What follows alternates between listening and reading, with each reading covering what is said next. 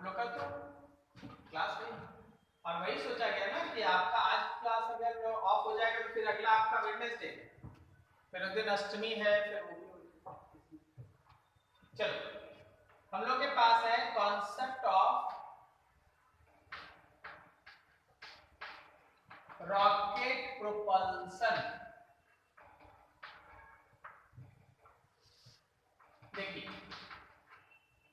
Rocket propulsion system जो है, हाँ कुछ नाज बोल रहे थे क्या नाज?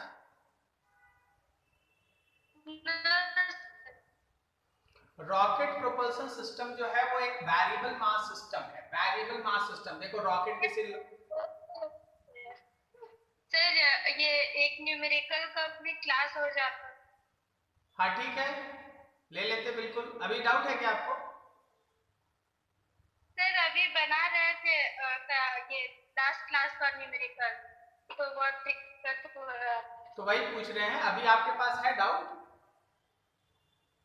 नो सर, अभी तो बस बना ही रहे। तो आप डाउट अगर अभी है तो अभी हम इस टॉपिक को खत्म करेंगे तो हम लोग न्यूमेरिकल सॉल्व कर लेंगे, और अगर आपको एक्स्ट्रा क्लास चाहिए तो हम अलग से अरेंज कर लेंगे। Okay okay sir. चलो अभी सुनो।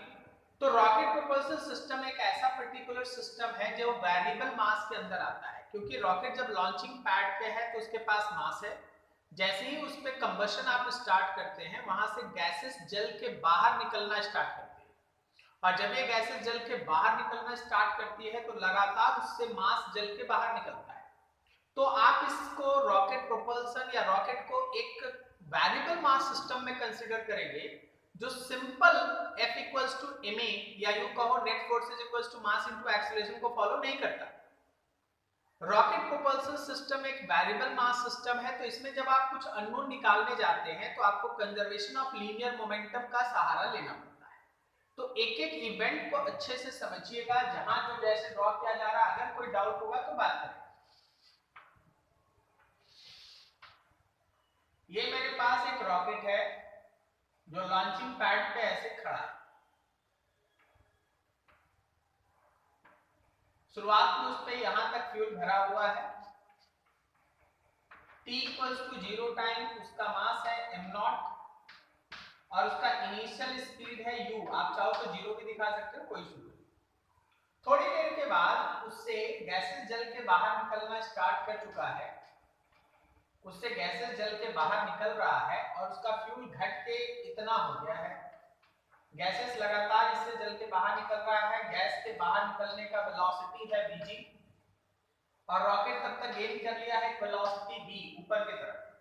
आप ये figure t equals to t time पे बना रहे हैं, जिसमें मास हो गया m के बराबर और वेलोसिटी है हमारे उस रॉकेट सिस्टम का v। वेलोसिटी है रॉकेट सिस्टम का v। अब थोड़ी देर के बाद बात करो, एकदम थोड़ी देर के बाद dt टाइम के बाद।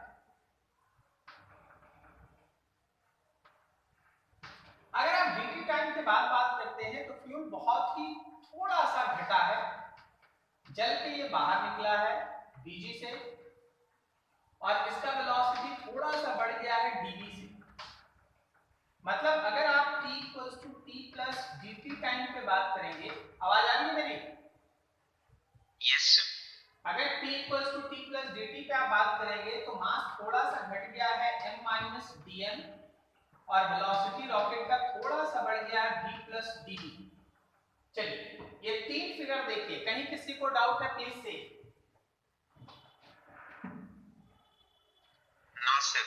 ठीक, हम लोग अब लगाने जा रहे हैं कंजर्वेशन ऑफ लीनियर मोमेंटम। हम लोग इस पे conservation of linear momentum apply करेंगे t टाइम और t प्लस dt टाइम, यहां और यहां, इन दोनों के बीच conservation of linear momentum apply करेंगे।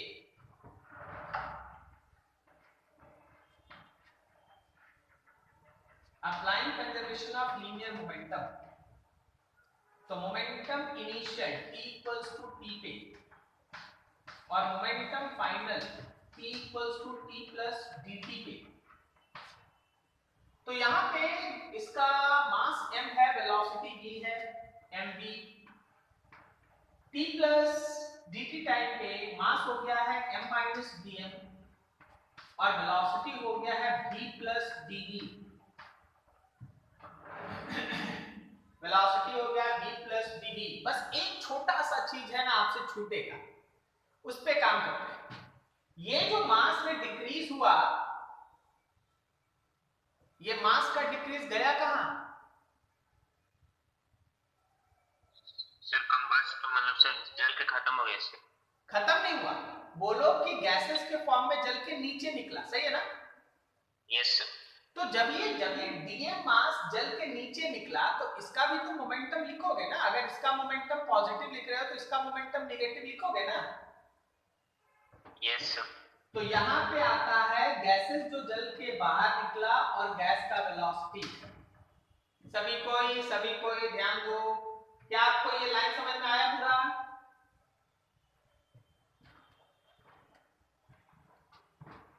Yes sir. किसी को कोई डाउट इसमें? नीचे वाले लाइन में यहीं से सब कहानी है। अगर आप ये समझ गए तो आगे सब है।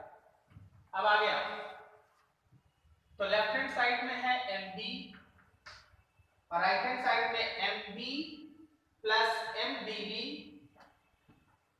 mb plus mdv minus dm into v minus dm into v plus dm into dv plus dm into dv और minus velocity of gas into dm। ये है तुम्हारे पास डाटा ऐसा, ठीक है? ये सारा का सारा टर्म आपके सामने लिखा है। एक से मल्टीप्लाई फिर दूसरे से मल्टीप्लाई ऐसे करके लिखते हैं। अब जरा गौर करो, लेफ्ट वाला mb और राइट वाला mb दोनों कैंसिल। इधर आ गया 0, यहां हो गया m dot dv minus dm dot v, dm dot v plus dm dot dv minus vg dot dm। आप लोग एरर एनालिसिस से फिजिक्स में ये पढ़ते आ रहे हैं कि देखिए dm एक छोटा क्वांटिटी है, dv एक छोटा क्वांटिटी है। dm भी छोटा क्वांटिटी है, dv भी एक छोटा क्वांटिटी है। जब आप इन दोनों छोटे क्वांटिटी को आपस में मल्टीप्लाई करेंगे तो वो और भी छोटा क्वांटिटी हो जाएगा। Since dm and dv are small, so dm dot dv जो आप देख रहे हैं ना, dm डॉट dv, इसको आप नेग्लेक्ट कर सकते हैं, can be neglected.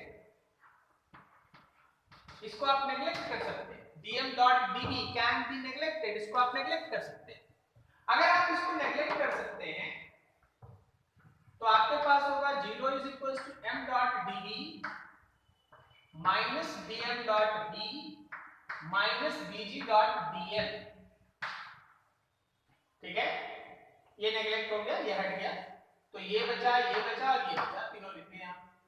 So 0 is equal to m dot dv, इसमें से dm को कॉमन ले लो तो v plus vg।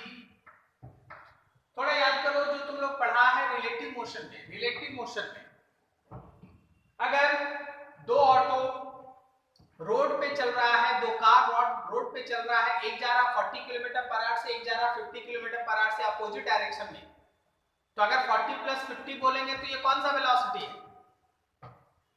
Relative velocity. Relative velocity है। यहां देखो, रॉकेट ऊपर जा रहा v से और गैस नीचे निकल रहा vg से, तो ये v प्लस vg क्या रिलेटिव वेलोसिटी है? यस। तो आप इसको लिख सकते हैं 0 is equals to m dot dv minus dm into v relative minus dm into v relative. ये v रिलेटिव किसका है? ये v रिलेटिव गैस का है, गैस का। अब इसको इधर ले आओ, minus m dot dv minus dm into v relative of gas, दोनों तरफ माइनस कैंसिल करो। m dot dv is equals to v relative लिखते आप समझिएगा गैस का है, साथ में dm। ठीक है, अब दोनों तरफ टाइम से डिफरेंशिएट करो। m dot dv by dt, v relative gas का dm by dt। Left hand side में बात करो, m dv बाय dt को मास इनटू एक्सेलरेशन लिखें, ये हो गया v relative of gas dm by dt। So what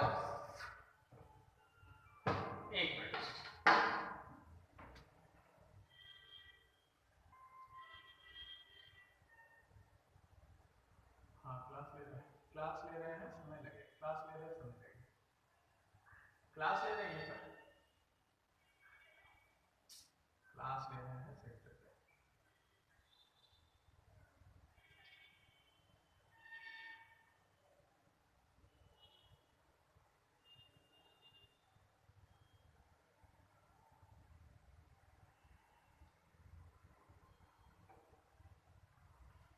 हाँ जी, तो MA में हम लोग लेफ्ट हैंड साइड में लिख सकते हैं net force which is equals to V related dm by dt। जो हमारे पास रॉकेट है, जो हमारे पास रॉकेट है, that is an example of variable mass system, that is an example of variable mass system. और वो variable mass system net force is equals to relative velocity of gas dm by dt। dm by dt क्या है? dm by dt is the rate of loss of mass या rate of change of mass। Because ये rocket है, इसमें मास बढ़ेगा नहीं। जब आप उसको एक बार जला देंगे, एक बार उसका कंबशन स्टार्ट हो जाएगा तो कंटिन्यूअसली मास घटेगा। मास के घटने की वजह से जब भी आप मास को घटाते हैं किसी सिस्टम में, तो जो ये नेट फोर्स है वो उसके वेलोसिटी को बढ़ाता है। और अगर कोई ऐसा सिस्टम हो जहां मास बढ़ रहा हो, तो याद रखना ये नेट फोर्स हमेशा वेलोसिटी के अपोजिट डायरेक्शन में होता है, मतलब वेलोसिटी को घटाता है। रॉकेट सिस्टम में मास घटता है तो ये फोर्स हमेशा वेलोसिटी को बढ़ाता है। अब मान लो एक टनल है, टनल में पूरा एकदम है ना डस्ट पार्टिकल है, ये जेई का आया हुआ क्वेश्चन। एक टनल है, टनल में पूरा डस्ट पार्टिकल है, उससे कोई है ना रेलगाड़ी पार हो रही है, फ्रिक्शन को नेग्लेक्ट करके चलना, उस सबको नहीं सोचना। रेलगाड़ी पार हो रही है और रेलगाड़ी पे लगातार डस्ट पार्टिकल्स चिपकते जा रहा है। टनल से जब रेलगाड़ी पार हो, डस्ट पार्टिकल चिपकते जा रहा है, तो रेलगाड़ी का मास, ट्रेन का मास बढ़ रहा है या घट रहा है? इंक्रीज हो रहा है, बढ़ रहा है। तो उसका वेलोसिटी जिधर है तो फोर्स उसके सेम डायरेक्शन में लगेगा या अपोजिट? अपोजिट डायरेक्शन में। तो ये जो आप नेट फोर्स देख रहे थे ना, एक्चुअली ये नेट फोर्स नहीं होता, इसको हम लोग लिखते हैं थ्रस्ट। इसको हम लोग लिखते हैं thrust, and that thrust is equals to relative velocity of gas into dm by dt। ये इसको आप थ्रस्ट लिखिए, थ्रस्ट कि मास में चेंज होने की वजह से, मास में चेंज होने की वजह से उस पे कितना थ्रस्ट काम कर रहा है। रॉकेट प्रोपल्शन सिस्टम एक थ्रस्ट का बेस्ट कॉन्सेप्ट है। ऐसा केवल रॉकेट प्रोपल्शन सिस्टम में नहीं होता, ऐसा उस हर जगह होता है जहां मास वेरिएबल। अगर मास वेरिएबल है तो ऑलवेज रिमेंबर कि F इक्वल्स टू ma वाला सीधा साधा कॉन्सेप्ट काम नहीं करता, आपको थ्रस्ट निकालना पड़ता है। और थ्रस्ट का डायरेक्शन डिसाइड करना बहुत आसान है। थ्रस्ट का देखिए, फोर्स का डायरेक्शन आप डिसाइड करते थे, अब थ्रस्ट का डायरेक्शन देखिए। थ्रस्ट का डायरेक्शन में हम बोल चुके हैं, अगर मास इंक्रीज करा तो F थ्रस्ट और वेलोसिटी अपोजिट में होगा। अगर मास इंक्रीज किया तो जो थ्रस्ट है और जो वेलोसिटी है दोनों का डायरेक्शन अपोजिट होगा। और अगर मास डिक्रीज किया, अगर मास डिक्रीज किया तो याद रखना कि F थ्रस्ट और वेलोसिटी दोनों सेम डायरेक्शन में होगा। बोलो समझ में आ रहा है? ऐसा क्यों होता है सर? अच्छा भाई, आप मास भी बढ़ाइएगा वेलोसिटी भी बढ़ाइएगा, नो सर। तो फिर मोमेंटम कंजर्व कैसे रहेगा? Yes sir. मास घटाइएगा तो वेलोसिटी बढ़ाना है, तो बढ़ाने के लिए फोर्स उधर लगेगा। Yes sir. मास घटाइएगा, मास बढ़ाइएगा तो वेलोसिटी घटाना है, तो फोर्स उसके हिसाब से लगेगा, वेलोसिटी के अपोजिट में। करेक्ट? Yes sir. तो दिस इज थ्रस्ट। अच्छे से देख लो, कहीं कोई डाउट है पूछ लो, स्क्रीनशॉट ले लो। इसका नोट्स नहीं भेज पाएंगे, स्क्रीनशॉट ले लीजिए।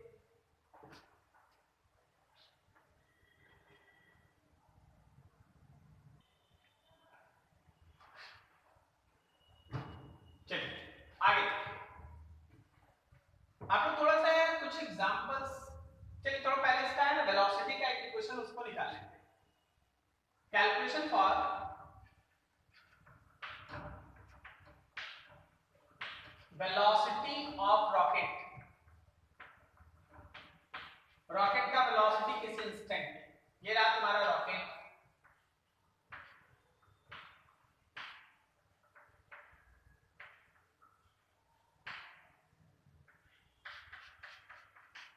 ये ऊपर की तरफ इस पे लग रहा है थ्रस्ट। बेसिकली देखो जो रॉकेट होता है ना वो अर्थ से काफी दूर जाता है, ये तो कॉन्सेप्ट है, अर्थ से काफी दूर जाता है। अब अगर आप अर्थ के नजदीक में बात करेंगे, अब आप है ना कोई गुब्बारा छोड़ दीजिएगा, आप है ना किसी एक जनरल जो क्रैकर होता है उसको छोड़ दीजिएगा, तो वो अर्थ से बहुत दूर नहीं जाता। ऐसा क्यों बात हो रहा है? देखो अर्थ के नजदीक अगर है तो थ्रस्ट ऊपर लगेगा तो mg नीचे लगेगा, mg को आप छोड़ नहीं सकते। लेकिन अगर अर्थ से काफी दूर आप बात कर रहे हैं तो g का वैल्यू इतना कम हो जाता है कि आप उसको नेग्लेक्ट कर सकते हैं। Is this clear? यस चलिए हम लोग g लेके चलते हैं, आगे जरूरत पड़ेगा हम लोग g हटा लेंगे। ये रहा। तो अगर हम इसका नेट फोर्स लिखें तो नेट फोर्स में थ्रस्ट बड़ा है, रॉकेट ऊपर जाएगा, एक्सीलरेट होगा, इसमें से mg माइनस। नेट फोर्स का मतलब है मास इनटू एक्सीलरेशन, और थ्रस्ट का मतलब है v relative of gas and dm by dt minus mg। यहां पे रुकना चाहेंगे, यहां पे हम आपसे पूछ रहे हैं, देखिए भाई गैस किधर जल के बाहर निकल रहा है? गैस क्या जल के नीचे बाहर निकल रहा है? यस सर यस सर ठीक है। और थ्रस्ट किधर लग रहा है? ऊपर लग रहा है। तो वेक्टरली जो रिलेटिव मोशन है गैस का, रिलेटिव वेलोसिटी गैस का, क्या उसमें एक माइनस साइन आएगा? Yes sir. अब यहां से देखो acceleration is equals to minus v relative dm by m dt और minus mg by m, mm cut गया। एक्सेलरेशन को लिख सकते हैं dv by dt which is equals to dv by dt which is equals to minus of v relative dm by m dt and g। अब देखो ये dt से ये dt कटेगा, यहां पे एक dt आपको लाना पड़ेगा, तो आपके पास क्या आया? dv is equals to minus v relative dm by m minus g dot dt। देख लो अच्छे से, देख लो अच्छे से, बोलो सही है? Yes sir. ठीक है। अब कीजिए integration, integrating both sides, integration of dv is minus v relative integration of dm by m minus g integration of dt। सही है? लिमिट देखो, लिमिट इनिशियल वेलोसिटी u से फाइनल वेलोसिटी, या मास इनिशियल मास से फाइनल मास, और या time 0 से लेके t। बोलो समझा?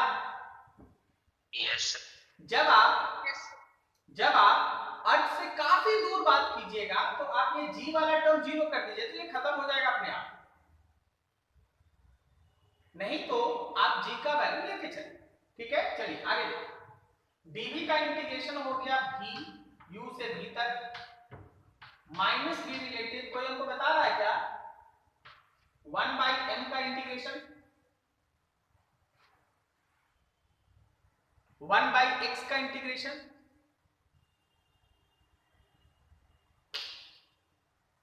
अरे यार log x, हाँ सर।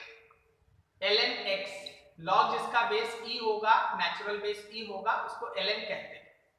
तो आप इसको है ना अभी ऐसे लिख दीजिए ln x m0 से लेके m तक माइनस g dt का इंटीग्रेशन t 0 से लेके t तक, ये हो गया v minus u minus v relative, इसको लिखते हैं ln m minus ln m0 log x, x की जगह m minus log x, x की जगह m0 minus g t minus 0। सही जा रहे हैं? Yes sir. तो ये हो गया v minus u is equals to minus v relative. अच्छा आप लोग पढ़े हैं क्या log a minus log b किसके बराबर होता है? No sir. ठीक, कोई बात नहीं। ये बाहर वाला माइनस अंदर ले गए, तो क्या हम इसको m0 पहले और m बाद में लिखते हैं? Yes sir. और ये माइनस जीटी हो गया। अब थोड़ा सा हमको यहाँ पे लॉग का एक प्रॉपर्टी तुमको बताना पड़ेगा। लॉग का एक प्रॉपर्टी है, कभी भी अगर log a minus log b होता है ना, तो ये हम लोग log a by b लिख देते हैं। ये log का प्रॉपर्टी है, समझे? जैसे sin 2 थीटा को तुम लिख देता है ना 2 sin theta into cos theta, yes या फिर cos स्क्वायर थीटा को लिख देता है ना 1 माइनस sin स्क्वायर थीटा। ये फॉर्मूला ट्रिग्नोमेट्रिक है। उसी तरह लॉगरिथम में क्या होता है कि log a minus log b को आप log a by b लिखते हैं। ये आपको मैथमेटिक्स में सर जब log पढ़ाएंगे तो आपको डिटेल में बताएंगे। अभी देखिए मेरे पास इसका यूज क्या है कि log a minus log b है तो log m naught by m लिख सकते हैं। Yes sir. तो हमारे पास v minus u is equal to आया, v minus u equal to आया v relative velocity of gas, साथ में ln m naught by m और माइनस gt। माइनस u को उधर कर दो, velocity of rocket at any instant is equal to u plus relative velocity of gas ln m naught by m minus gt। This is the equation of velocity of rocket at any instant. This is the equation of velocity of rocket at any instant. u क्या है? Rocket का initial velocity. अगर rocket शुरुआत में launching pad पे rest में है तो आप u0 पुट करें। अगर आपके पास शुरुआत में रॉकेट का मास है 6000 केजी तो m नॉट का वैल्यू 6000 केजी लिखिए। आपसे बोला गया गैसेस जल के बाहर निकल रही है, बताओ जब उसका मास 6000 केजी से घट के 5000 केजी होगा 20 सेकेंड आधे घंटे के बाद, उस समय उसका वेलोसिटी निकालो। तो m नॉट में 6000, m में 5000, यहाँ g और टाइम 1 घंटा आधा घंटा जो बोला गया उसको पुट करो। क्या मेरी बात समझ में आ रही है? Yes sir. You can use वाला को कैसे यूज करेंगे सर? लॉग वाले को मतलब उसको कैसे आगे प्रोसेस करेंगे? यही तो मेरा लिमिटेशन है फिजिक्स में कि हम आपको वो चीज अभी नहीं पढ़ा पाए। इवन हम ये भी जानते हैं कि आप उस इक्वेशन के यूज से आंसर नहीं ला पाएंगे। पता है इसका अगला एक इक्वेशन होता है, हम लिख देते हैं, मेरा ऐसा नहीं लगे कि फिजिक्स अधूरा है। आपको ln को लॉग फॉर्म में लिखना पड़ता है u प्लस, जब आप ln को लॉग फॉर्म में लिखिएगा तो आपको यहाँ लिखना पड़ेगा 2.303। अब ये log 10 बेस का होगा m naught by m minus dt। इसको सॉल्व करने से तुम्हारा आंसर आएगा ये 2.303। ये सब मैथमेटिकल टर्म है, हमको इसलिए ज्यादा चिंता नहीं है क्योंकि आप है ना 11 में या 12 में इसका न्यूमेरिकल आपको जो आएगा स्कूल में नहीं आएगा कंपटीशन में, मतलब 12 के बाद, और तब तक आप लॉग पे अच्छा खासा कमांड कर चुके होंगे according to your mathematics syllabus. Okay yes. अब इसको सॉल्व कैसे करेंगे तो ये एक अलग मसला है। आपको यहां तक समझ में आया? Yes sir. ठीक है, this is all about your rocket propulsion system. लेकिन अब हम जो ऐड करने जा रहे हैं वो रॉकेट प्रोपल्शन से हट के वेरिएबल मास सिस्टम का रोल है। देखो जरा गौर से समझ के बताना। मान लीजिए टेबल है, टेबल पे बहुत सारा सेकल्स पड़ा हुआ है, सेकल्स मतलब चेन। इस चेन को पकड़ के हम ऊपर की तरफ उठा रहे हैं, इस चेन को पकड़ के हम ऊपर की तरफ उठा रहे हैं with a velocity v not. v not से पकड़ के हम इसको ऊपर की तरफ उठा रहे हैं। कैसे उठा रहे हैं? तो एक पकड़ के यहाँ पे एक एक्सटर्नल फोर्स लगा हुआ है, एक्सटर्नल फोर्स से आप इसको ऊपर की तरफ खींच रहे हैं कांस्टेंट वेलोसिटी v नॉट से। एक्सटर्नल फोर्स से आप इसको ऊपर की तरफ खींच रहे हैं विद कांस्टेंट वेलोसिटी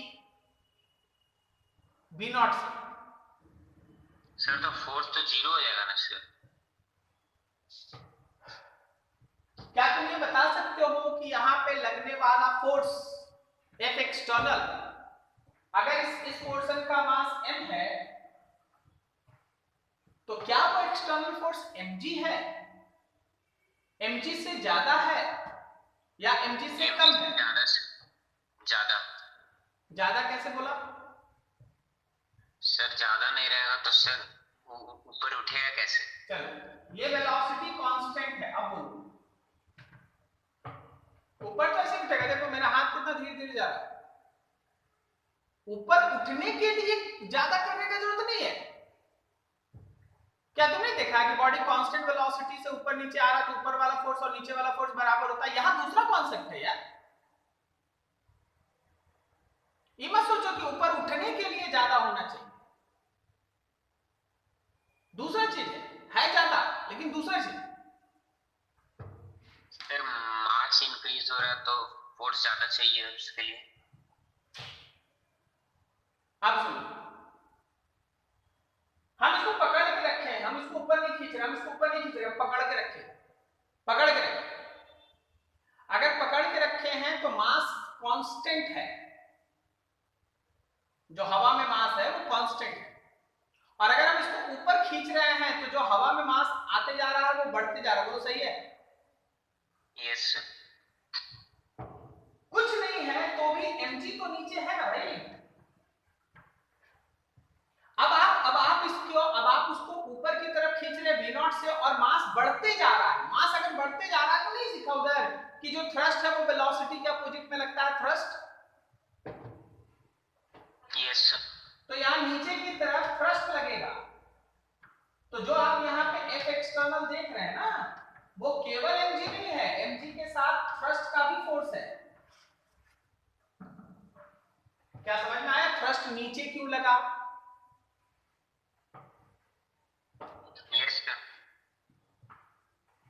अच्छा, अगर हम इसको स्लो डाउन करें, मतलब धीरे धीरे करके नीचे रखें, धीरे करके नीचे रखें, कांस्टेंट वेलोसिटी से नीचे लाएं, कांस्टेंट वेलोसिटी से नीचे लाएं, तो क्या मेरा F mg होगा? नो सर, उससे कम होगा। उससे कम होगा, क्योंकि इस बार वेलोसिटी घट रहा है।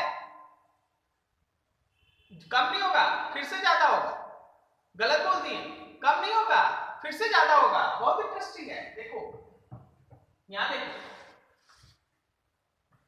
फिर से ज्यादा होगा, mg से ज्यादा होगा।